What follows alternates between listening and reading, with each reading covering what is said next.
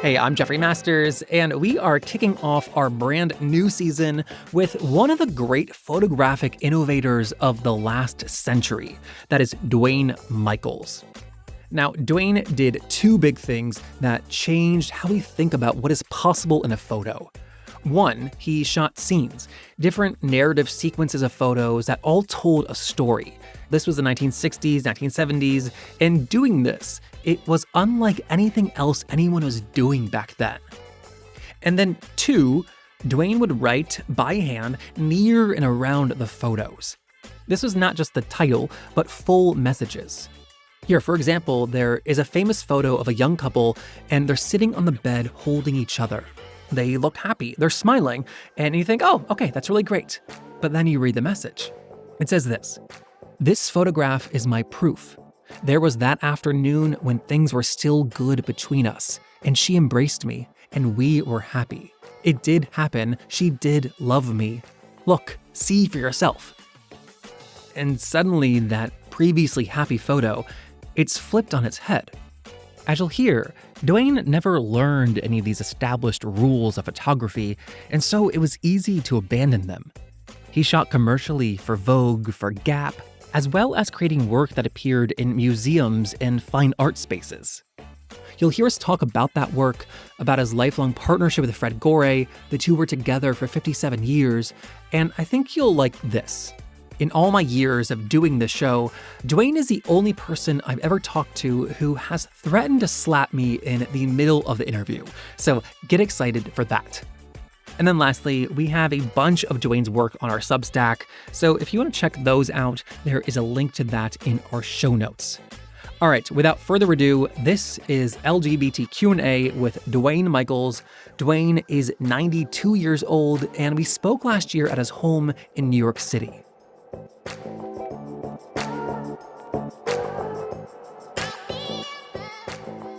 If I start to snore, wake me up. I sure will. Okay. So you started taking pictures in your 20s. You're 26, yes. I believe? I was 28 when I first went to Russia. Right, and that's where you started taking pictures. But cameras back then were not as ubiquitous as they are today. No. So I was wondering, where did you get a camera and what made you want to pick it up? Well, I always liked the idea of having adventures. And when I lived in McKeesport and I was a boy, I used to love to read stories about pirates and South Seas. I always identified with the cabin boy, not knowing why. So I had a lot of adventures. When I was 14, I went to Texas to work on the wheat crop, which was a total disaster, but an adventure. And then being a second lieutenant in tanks during the Korean War was a big adventure. And, I was destined to come to New York. McKeesport was not an option. Even Pittsburgh wasn't an option. I had an aesthetic itch. I didn't know where to scratch. And so that's how I came to New York. And I went to Parsons for a year. I dropped out. And when I decided to go to Russia, taking a trip. So I borrowed my friend Tom Lacey's Argus C3, no light meter. You take pictures when you take a trip. I had no photo ambitions. Was it an immediate, did it feel oh, this is it? Did you immediately love it? No. Not at all. No. But I did discover I was very good at it. I learned how to say in Russian, "Možno fotografia ti," which I think means may I take her picture. And I stopped these, something I would never do in New York. I would stop these Russians and the quality of the pictures, they were consistently high. I had an aesthetic taste that, some people are naturals, like Mickey Mantle's throwing a ball when he's 10 years old and home. Well, I'm a natural in photography. My instincts are perfect. Wait, so you're a natural and you're good at it, but do you enjoy it? Yeah, of course it was. Oh, okay. Oh, do I? I love it. I love it. Oh, okay. I thought you were saying you did not like it. Oh, no. I was just taking pictures without pretensions, without any idea that I would become a serious photographer. I was just taking, and the pictures were consistently good. From the very beginning, the pictures I did in Russia on that trip were high quality. There's no question. And so you were living in New York City at that time? Yeah, all this time. I was living on Bleecker Street. And so I think that I wrongly assume that you moved to New York City to be gay, but you moved for a career. Yeah, yeah. I wasn't. I didn't in McKeesport when I was in high school. We didn't have gay people, but we had sissies, and you did not want to be a sissy. Like Stuart Middleman was a sissy. I always consider myself a sexual flop. Wait, what does that mean? Well, that means, a flop. My show closed out of town. I mean, in New York, people are all doing these wild things and party and working out, and there I was, looking with my nose pressed up against the window. What's that? What's going on there? And in my entire life, I've always been an anomaly. I'm not your average photographer. Fred and I were together for 57 years, and we never went to Fire Island. We had a house upstate near Bennington. We had a big farm. We gardened. We never went to the Hamptons. We never went to bars. We wanted to watch our garden grow. Of course, I'm gay. I love being gay, but we weren't. I'm not of the Maplethorpe school of goofy, giddy. Pictures of guys with whips up their ass and leather and Like overt. Oh yeah, like explicit. He made a whole career out of being professionally gay, and he was the one who they closed the museum show of his in Cincinnati, and it became a cause celeb. We just never particularly traveled in gay company. We didn't go to bars, as I said. We didn't go to dances. We lived our own life, and you were happy doing that. Yes. You were not. I don't want to put words in your mouth, but you were not like a typical gay man. Is that okay to say? Okay. Yeah. Whatever. What do you mean by typical? Well, I don't think I'd think that anything is typical, but I'm thinking you were saying like you're not the Fire Island types. You're not going to the bars or like Studio 54. Yeah. But I do think that looking at your work, looking at your photographs, you've never shied away from like queerness or sexuality and desire. No, I never have, and I'm always been upfront about it. No, that doesn't necessarily follow because we're not typical gay guys. That we're not gay. I mean, it's yeah. And I hope you don't think I'm implying that. Not at all. But I was just never professionally gay. Although my God, I did a book called. Do you know Kafafi, the Greek poet? No. I'm going to smack you. You must know Kafafi. I'm sure I'd recognize. I bet you know Tom of Finland. Yes. Fuck you. You don't know Kafafi. Maybe I do, and I just don't know the name. No, you don't. If you know, or Walt Whitman. Yes. Walt Whitman was huge. I got very much involved in Walt Whitman. I did 2 books on Kafafi and 1 book on Walt Whitman. So as a gay person, I've always been upfront about it, but I've never been professionally gay. But you were putting like gay sexuality in your work before queerness was like accepted broadly. It was always there, yeah. So was there any pushback for it? No, I was always amazed. I didn't get any reaction. I didn't get labeled or anything right away because I did lots and lots of different things, and being gay was just part of what I did, Like when did the famous pictures, Chance Encounters? Chance Meeting.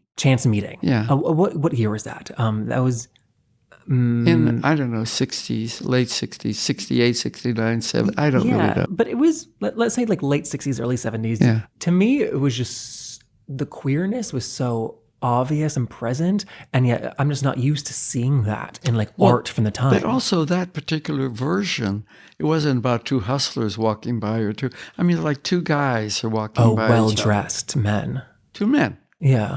And if you're gay, that wasn't on the table. But in those days, you knew that was one of the interpretations. It's a cruise. But it's also about 2 people recognizing each other, but too late.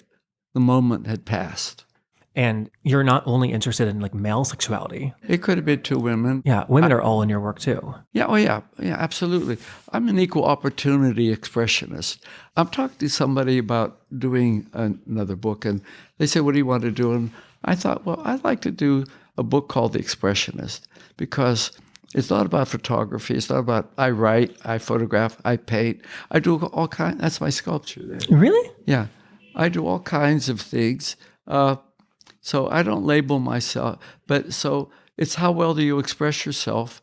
And here's the important ingredient I have. I have a huge curiosity. Everything is about curiosity. It's my curiosity that makes me want to see what things look like or how a sentence sounds in my ear. Well, so I think that like one of the questions I had was that you're always described as an innovator and like a pioneer with a new genre. But, and correct me if I'm wrong, my understanding of your photography is that you are simply making art that you liked. Oh, shut up. No art. No? What, No, okay, what should I call it?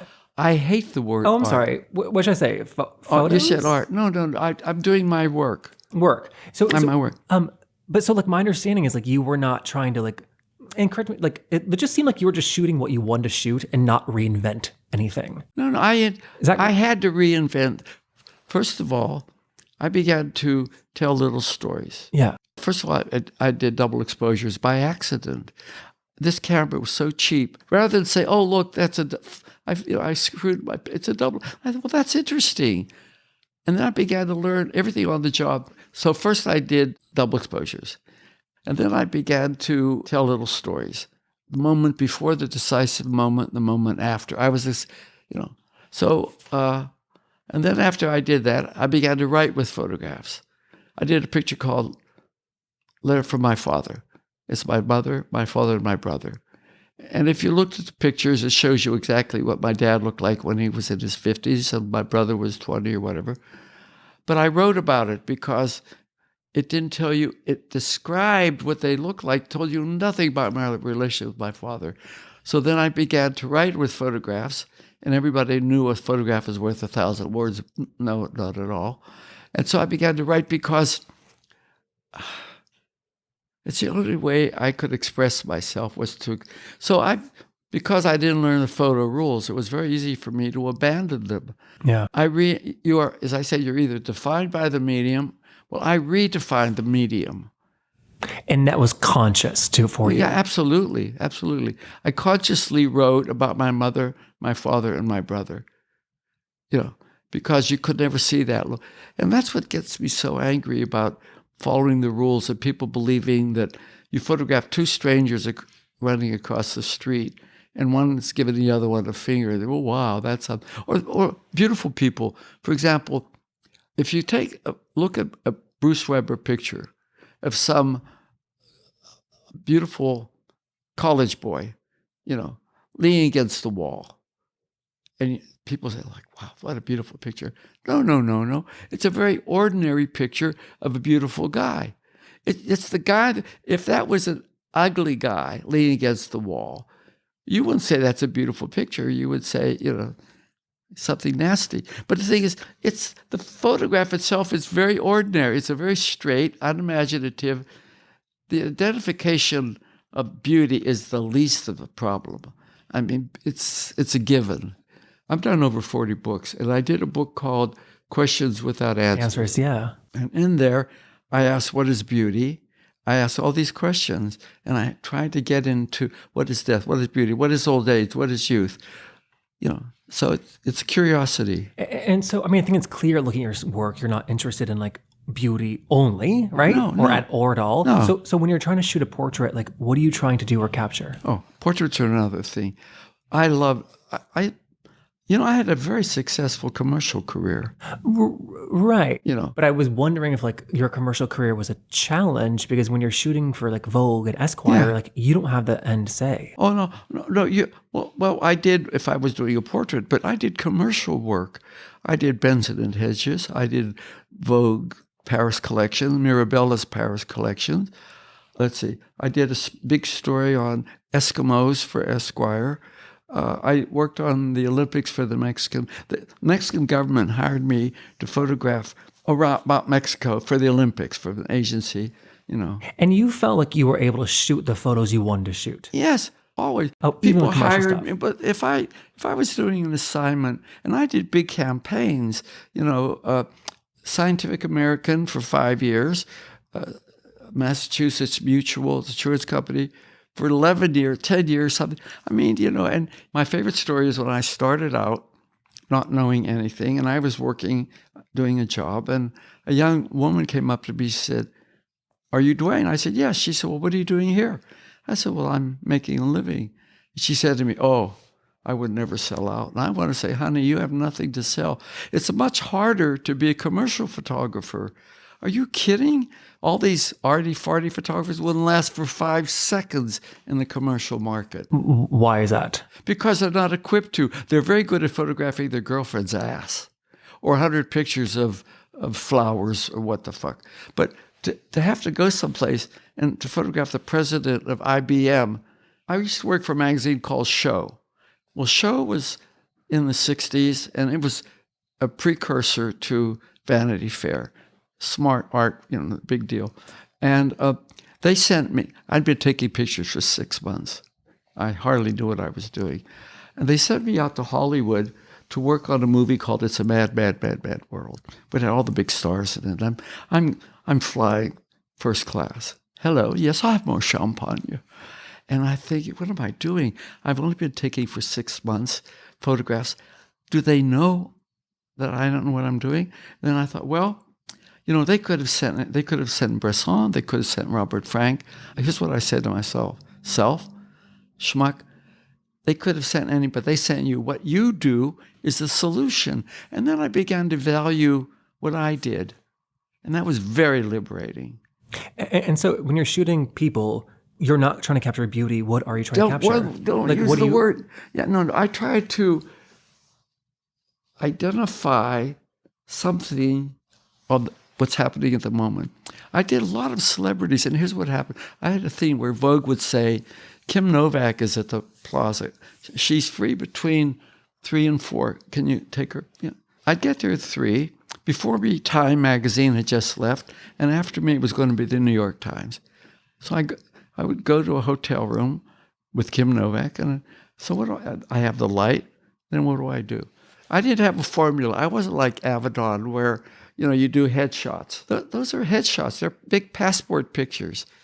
If you only become the artist, I hate that word artist, when you bring insight into what you're photographing. When I photographed Meryl Streep, she was not known. We went up to Times Square. We just ran around, and her energy and it's there. This young. I'm trying to share their energy with the person who looks at the photograph. And so the photos you take, though, like not commercial. Yeah, for myself. Yeah, for yourself. Well, a lot of them were set up.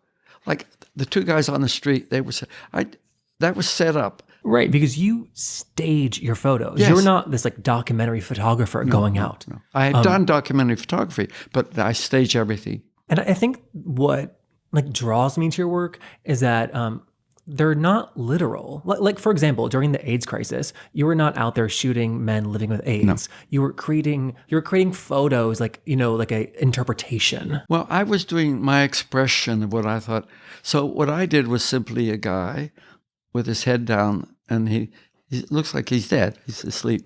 And I began to cover his face in flowers until he's completely covered in flowers. And there were 4 pictures that said AIDS under each photograph. So I wasn't going to show you grotesque. I wanted to show you sympathy. I wanted to show you sadness. And going back to what you said earlier about like you and your partner Fred like not being a part of like the Hell's Kitchen gay world. No. Like AIDS, I guess, was unavoidable though, right? Well, yeah, but we only knew 3 friends who had AIDS. I have friends who knew 20 people that had AIDS. 3 is almost unbelievable. 3. And 2 of them were lovers. Wow. Yeah.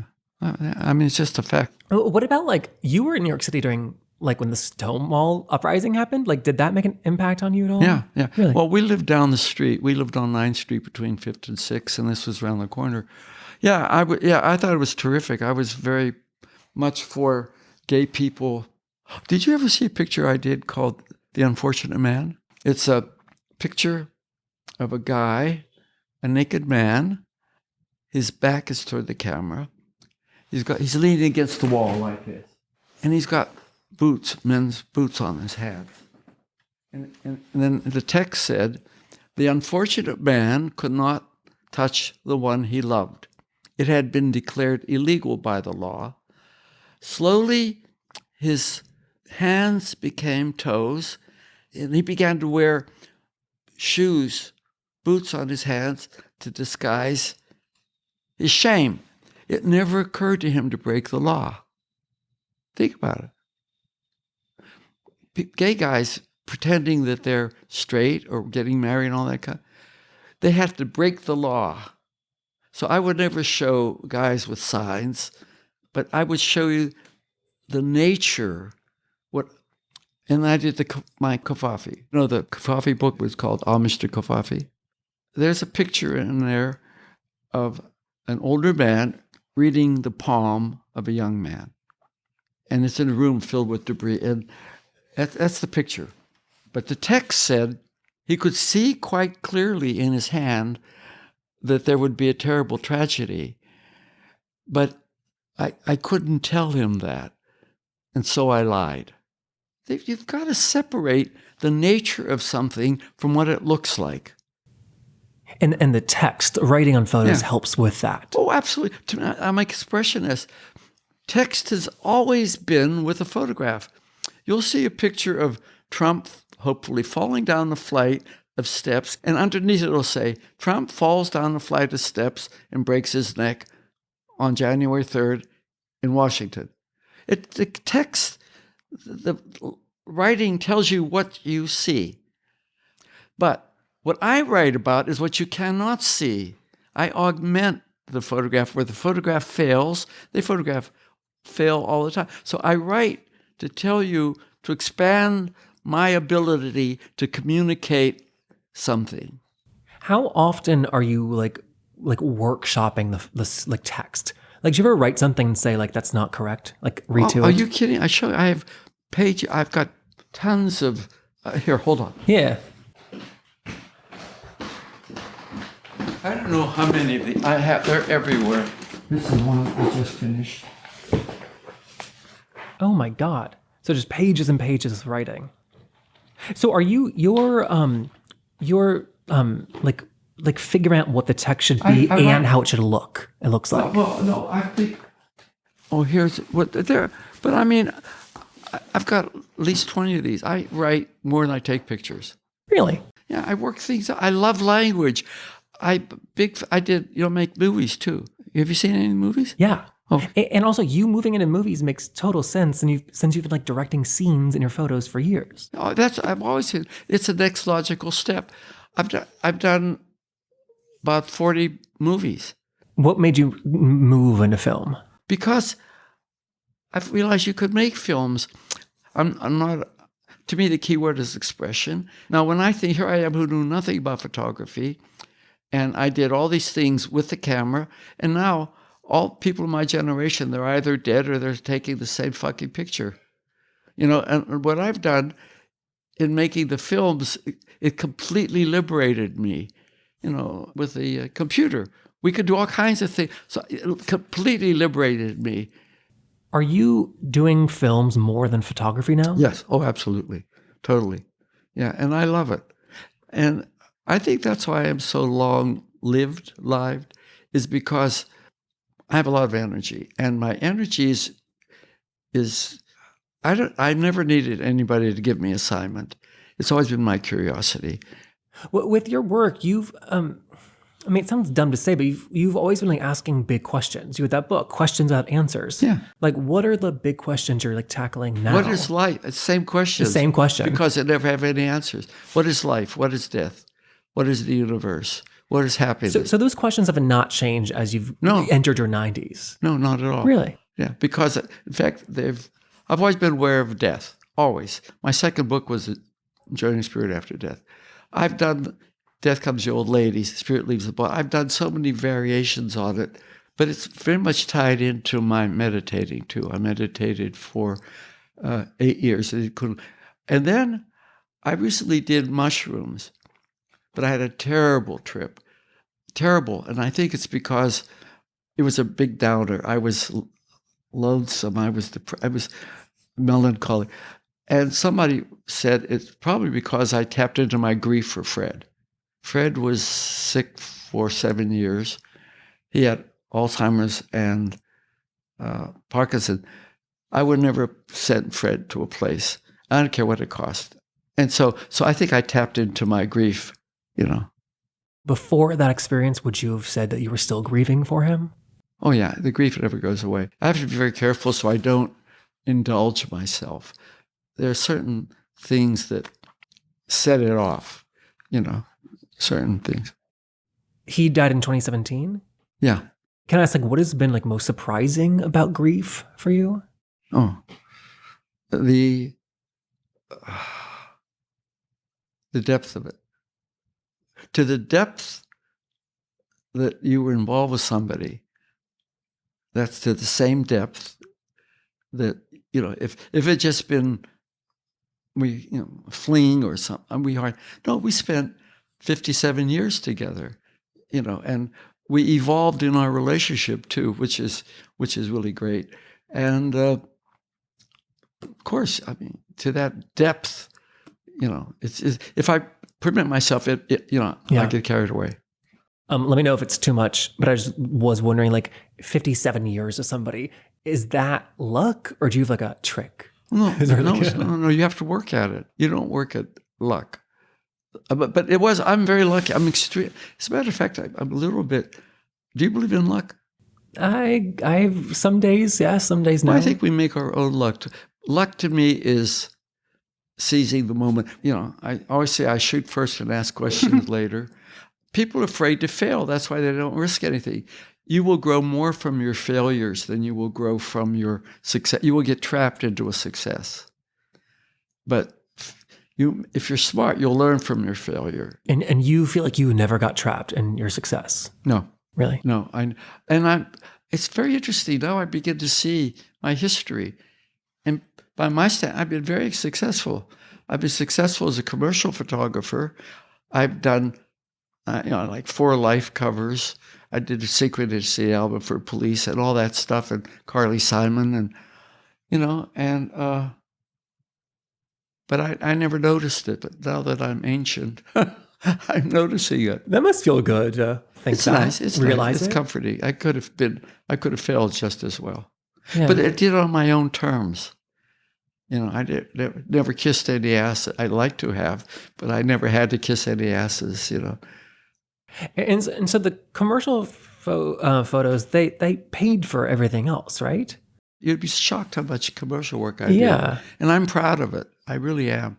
There are those photographers who made a big success doing commercial work, but they never had a museum show. And then other photographers who had a museum show couldn't do commercial work. Well, I've done both sides of the street. With tackling death in your own work and just being curious about it. Yeah. That was more abstract death as a concept. Has your feelings about it changed as it becomes more literal in your life? Well, yes and no. They've gotten deeper. I begin to realize I'm overwhelmed by it. The universe is nonsense to us. The best defense against common sense is nonsense. I'm completely nonsensical. I say the strangest thing to perfect strangers on the street. I think if it's funny, I'll say it out loud. I know it's a question you probably hate, but do you think about what your legacy will be? No, I never think about things like that. I couldn't care less. I feel very good. I've done it on my terms. And I'm still doing it. And I haven't quit. And I'm still capable of being surprised. I'm still capable of evolving. And I'm mostly excited to do something I've never done before. How do I solve it? What do I do with that? Do you feel like you're running out of time to do these new things? Not at all. No. As a matter of fact, the reason I'm so long-lived is because I'm constantly working. I'm constantly doing something. I'm constantly figuring something out. I believe that. And I never rest on my laurels. I never think. There's a wonderful book called Zen Mind, Beginner's Mind. I highly recommend it. And the principle in the book is that when you're a beginner, you bring great attention to what you're doing. If you're doing a recipe, you're cooking and it says, you're baking a cake. It says 2 cups of flour, and you go very one little, and then dash of brown sugar, but you measure everything very carefully, and you're very. But then when you fake it a while. You get a little bit picky. You're like Julia Child. Oh, a little bit of, And so the idea is you must always be the beginner, because the beginner brings great attention to what he does. And after you do it a while, you become a habit, and you lose your attention. So because I do things for the first time, I always bring great attention to what I'm doing. Thank you for the conversation. Oh, my pleasure. I'm sorry. I mostly spend my time alone. I didn't frighten you, did I? No need to apologize. Okay. Well, good. And that is the photographer and filmmaker Duane Michals. Now, to see his work, which I highly recommend you do, please come and check that out on our Substack. We have a bunch posted there, and you can see with your own eyes just how powerful these photos are. Photos like the famous Chance Encounters photos we talked about, the ones taken during the AIDS crisis. Really, I think you'll be moved by a lot of them. And so once again, those are on our Substack. And if you are feeling generous and are able to support our work, signing up for our Substack is the best way to do that. Making this show costs money and time, so much time, and we literally could not do it without your support. So thank you so much to everyone who has signed up. It really does make a huge difference for us. Then next week, we're back with the perfect interview, I think, as we begin this long, tedious journey into the election. So next week, we'll be hearing from Joan Jett Black. She ran for president as a drag queen in 1992, and she even crashed the Democratic National Convention. We had the New Deal president. We had the Great Society president. I believe George Bush actually calls himself the education president. I'm going to be the beauty president. We're going to have our first beauty president, and everything's going to be beautiful. Everything is so tough in this country. We're going to make it so easy. That's coming up next week. Until then, I'm Jeffrey Masters. I host and produce this podcast. I'll see you then. Bye.